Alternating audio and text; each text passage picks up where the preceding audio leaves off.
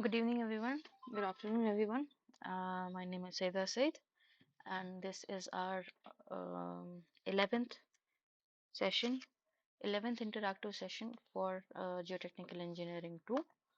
I'm a research scholar at IIT Roorkee, and without further ado, let's move on. So, last session we have talked about pile foundations.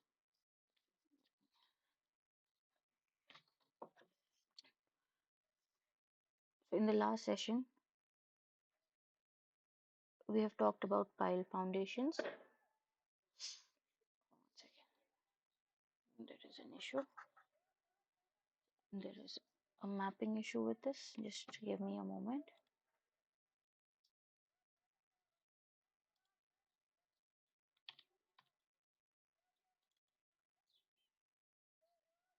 Okay,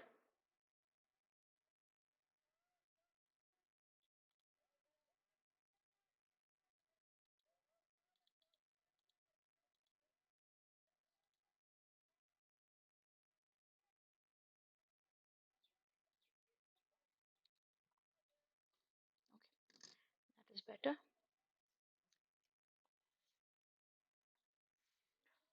So we have talked about pile foundations, in which we have talked about single piles. We have talked about group of piles,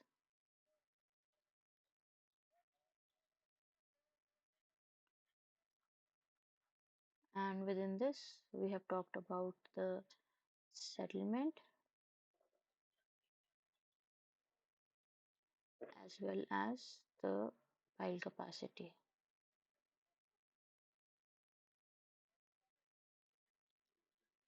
So in the week 10,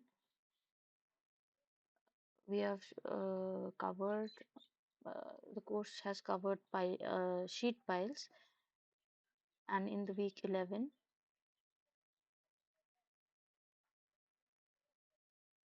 beside besides sheet piles,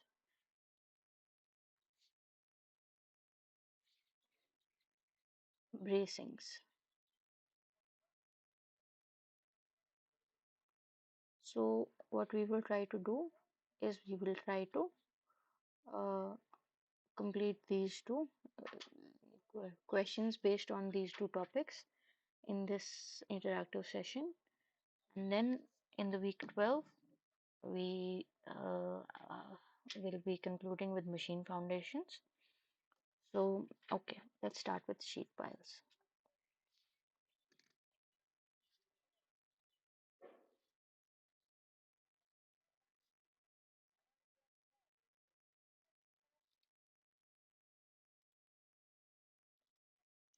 So there are two methods for calculating.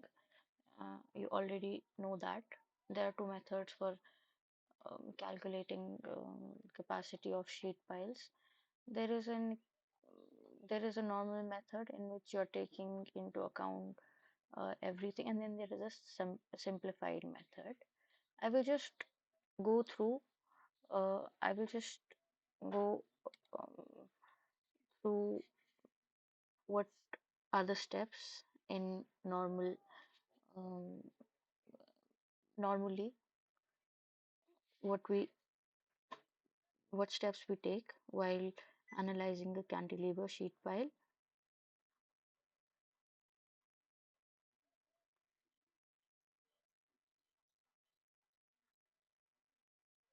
Okay, and then we will do a question based on the simplified method, because it is highly unlikely that you will be asked to do a question based on the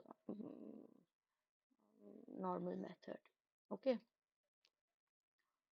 so we know that sheet piles are driven into the ground, and they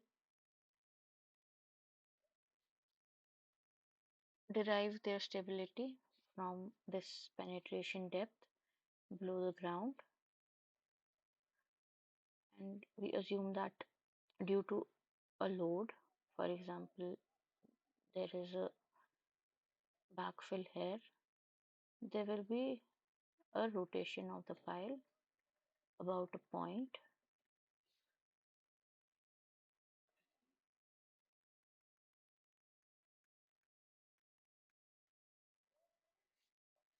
For example, here,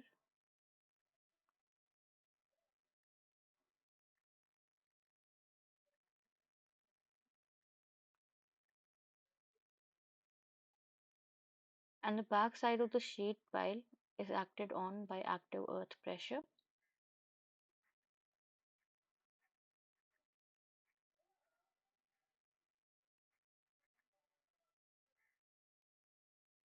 and the front side below the dredged line is acted on by passive pressure. So we have passive pressure here because you see the soil is moving away. Sorry, the wall is moving away from the soil. Here, the wall is the soil is moving towards the wall. Okay, so there is active pressure here, and then we try to find the distribution of the pressures according to the Rankine's theory.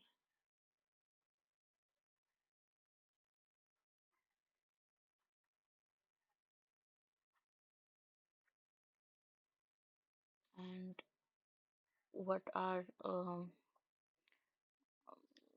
basic assumption, not an assumption, but what uh, we follow is we try to equate, or we try to calculate all the pressures on the wall, and for equilibrium these pressures must be zero, as well as the moment about the base or anywhere, the moment and the pressure P on the wall from both sides, we do a sum, and we equate it to zero. Why we equate it to zero? Because this we are assuming that the wall is not failing, so it will not fail when there will be no movement, and there will be no movement when the opposing forces are balanced. So mainly what we want to determine in sheet piles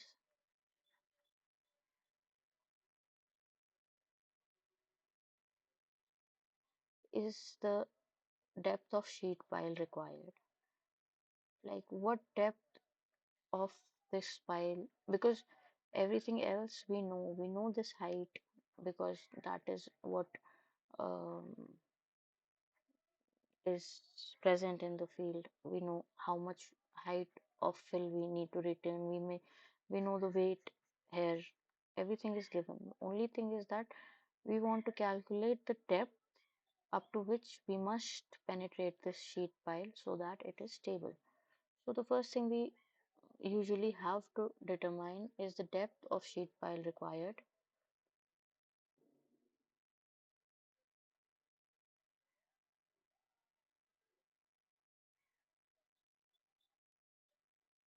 and also other thing we want to know and calculate is the maximum bending moment on in the pile,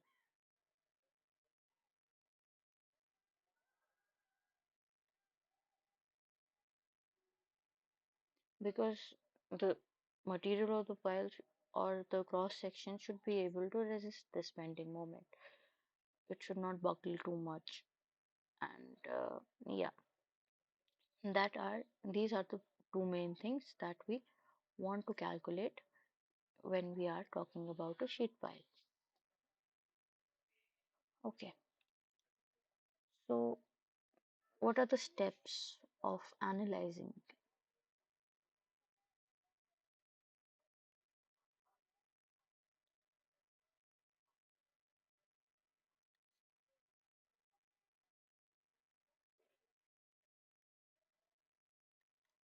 Okay, first thing is let's draw our sheet pile diagram.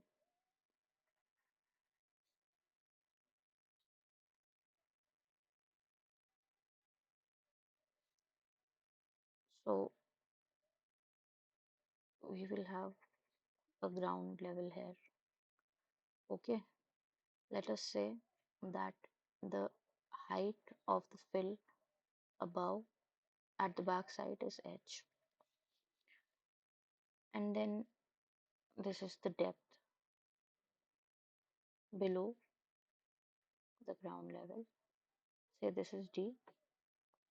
We have excavated this portion. We have What we have done is we have put in a sheet pile here, and then we have excavated this area, removed this area. So we have an excavated side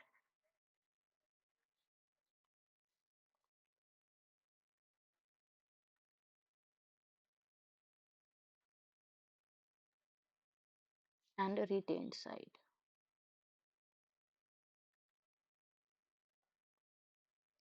And usually the wall rotates slightly above the point of rotation.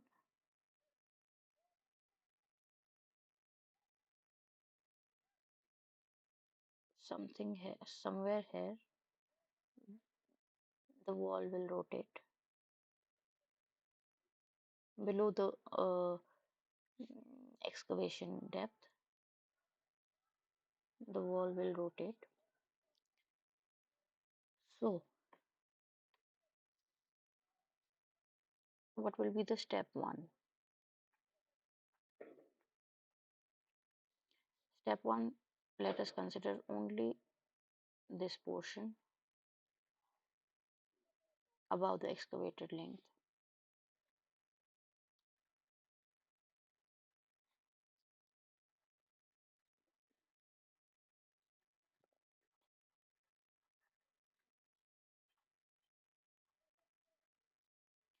This will be active earth pressure. So we will have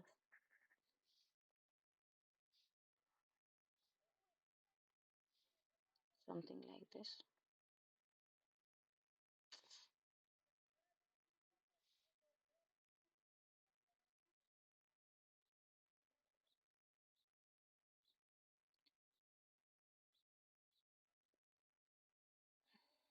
Excuse my drawing skills. So this is our sheet pile, and this is the dredge line. This is the top line. We know that this is active earth pressure. So here PA will be um, we know the overburden here will be, if this is H and this is gamma, this will be gamma H, but because we're talking about lateral earth pressure, we have to multiply it by Ka because this is active earth pressure. So this is the first step. We have to calculate the active earth pressure above the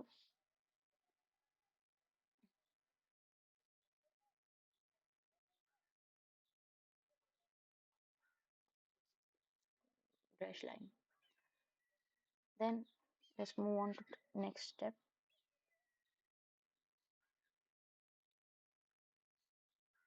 Now what we will do is we will extend this distribution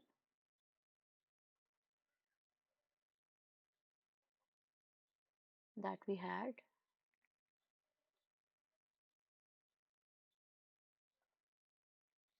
Let's extend it to the bottom. Then we will have a if this is D and this is H, we will have Ka gamma H plus D.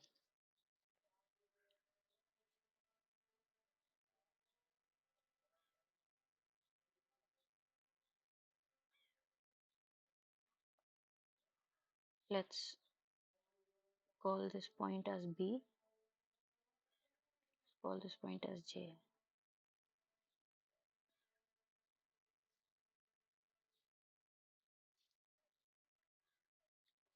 So this is our step 2.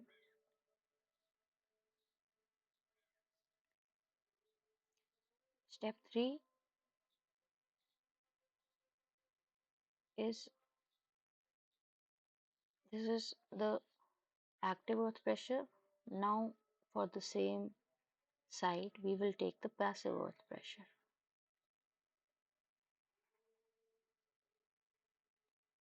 This is H, this is D. We will have Kp gamma H plus D. Okay, this is the step 3.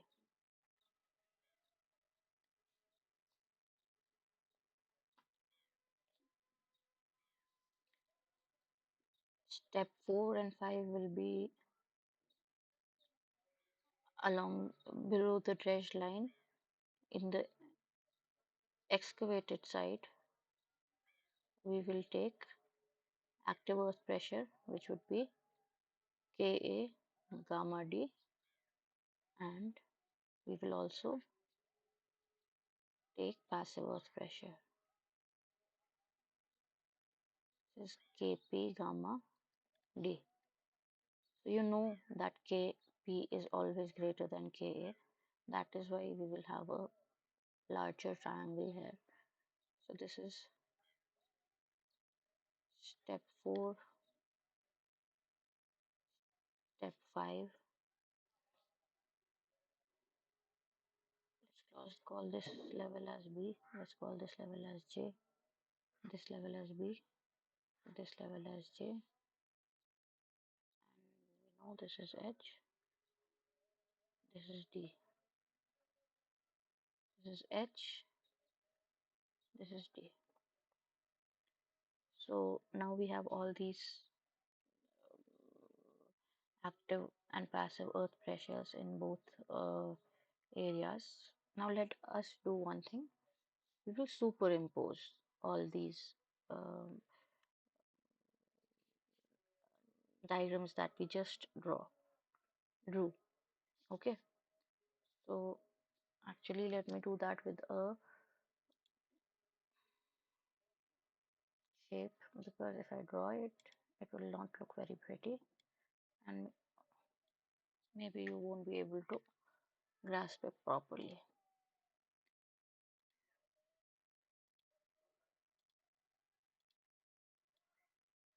Let this be our retaining wall.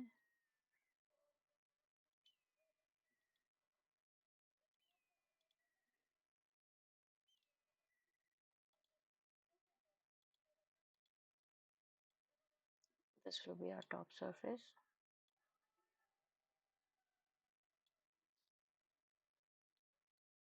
Let this be the dredge line. Now let us try to draw the triangles for active and passive earth pressures.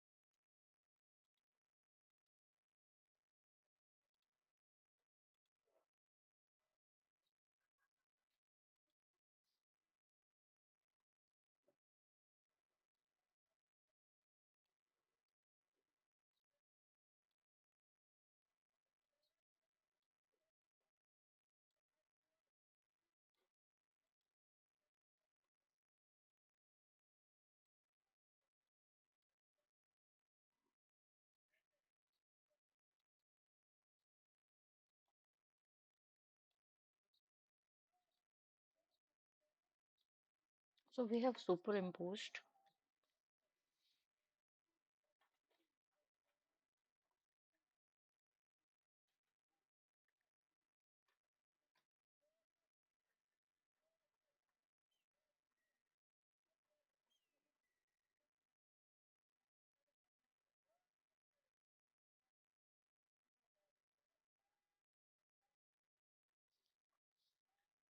This is our active side.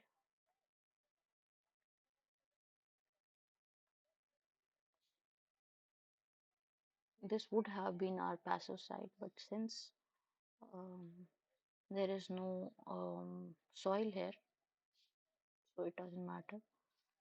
Actually, let me draw the rotated.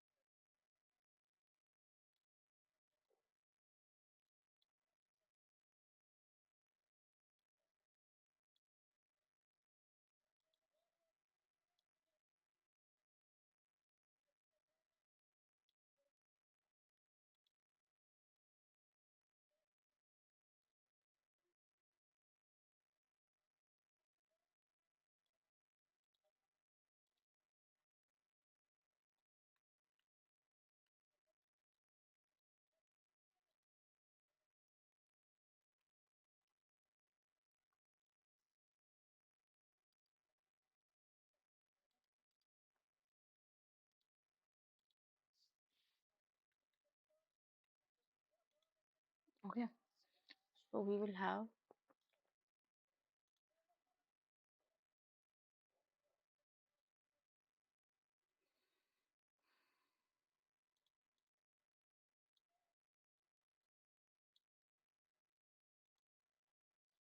a point of rotation somewhere here.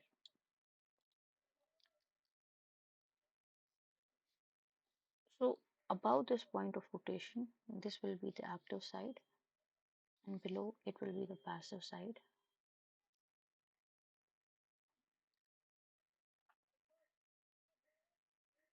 And here it will be the active side.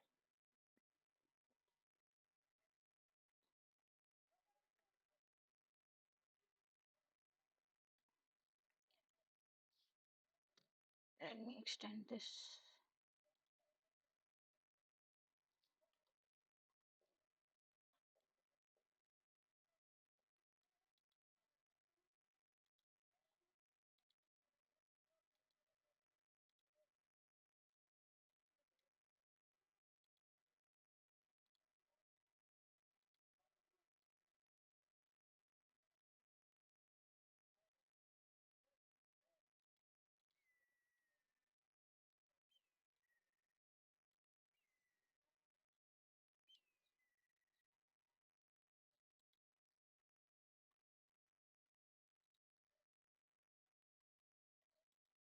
Okay, so here we have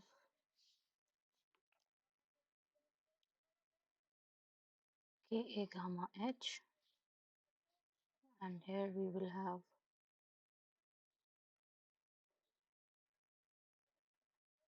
Ka gamma H plus D. This is Ka gamma D,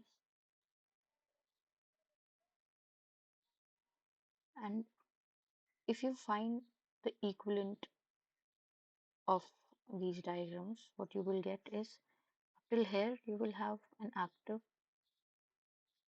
pressure zone. This will not come into play here, but below this will come into play. The passive side will have something like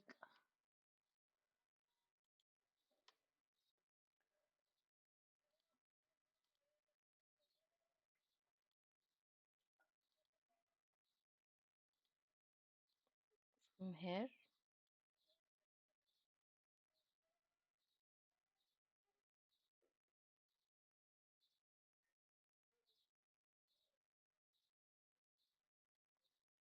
Maybe somewhere here.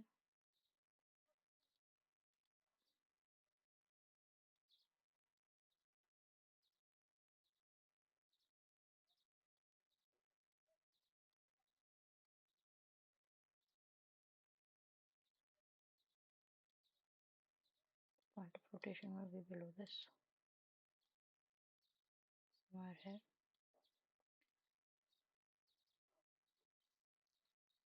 So we know that here this is gamma d kp. This will be the actual diagram.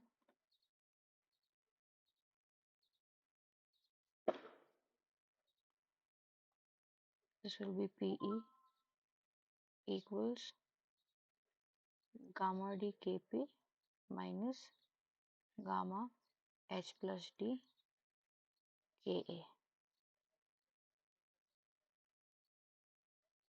So it is the difference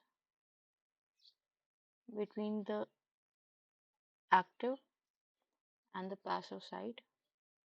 You see, we will have a, sorry, this is kp.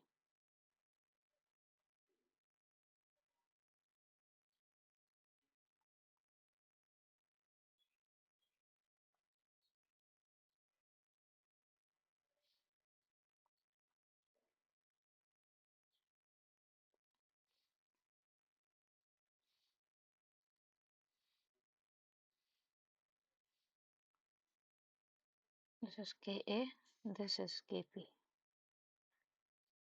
Gamma h plus d, this is ka gamma d, and this is kp gamma d. This is ka gamma h.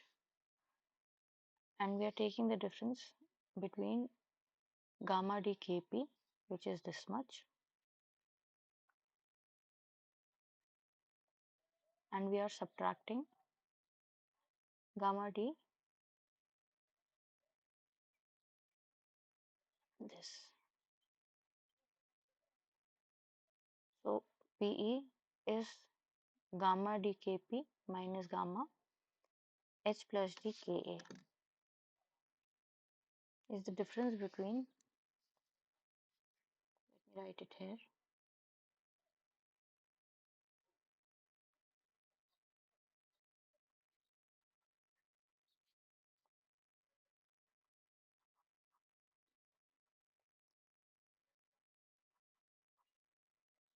passive pressure on excavated side and active pressure on retained side.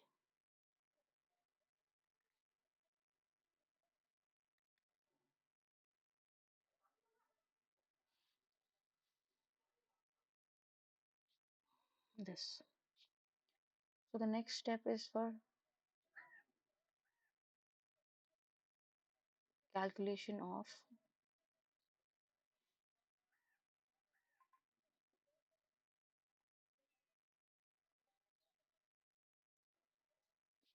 let me replicate this Pj.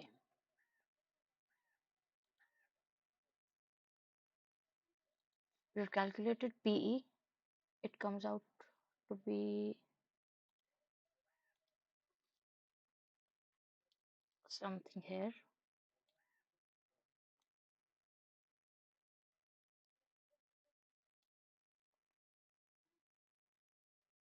And now we want to calculate. Okay, let me delete this.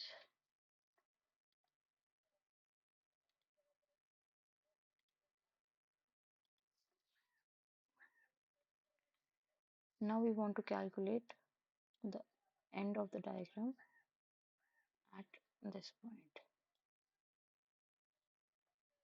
Okay, let me draw this diagram first. So your diagram starts from here, it goes till here, which is our active side, and then we have active and passive pressures on both sides, and we subtract them. At this point we will get a PE, which is equal to gamma d kp minus gamma h plus d ka, and then here we will get a Pj,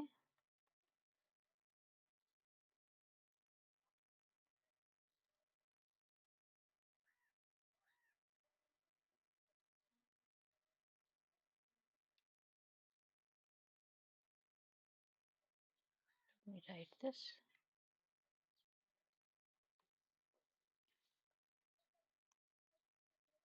Our Pj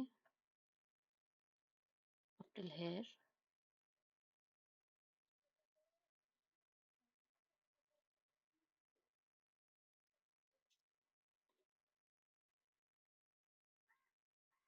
equals gamma h plus d kp minus gamma d ka. So what we are taking is the difference between passive pressure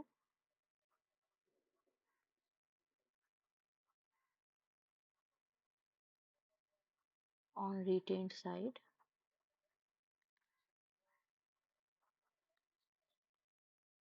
and active pressure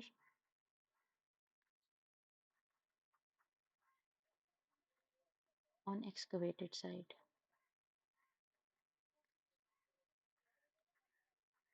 See, first we took the active pressure till here because here we know because the soil has been excavated there will be no passive pressure. Then because the soil is not excavated here and the soil is moving, we will have an active and passive pressure. We have a passive side and an active side, and this is the soil profile. And till here, PE, this is PE. How we calculate is we take the difference between the active pressure on the retained side, passive pressure on the excavated side, while the PJ we calculate by taking the passive pressure on the retained side and active pressure on the. 1 second, is my laptop connected?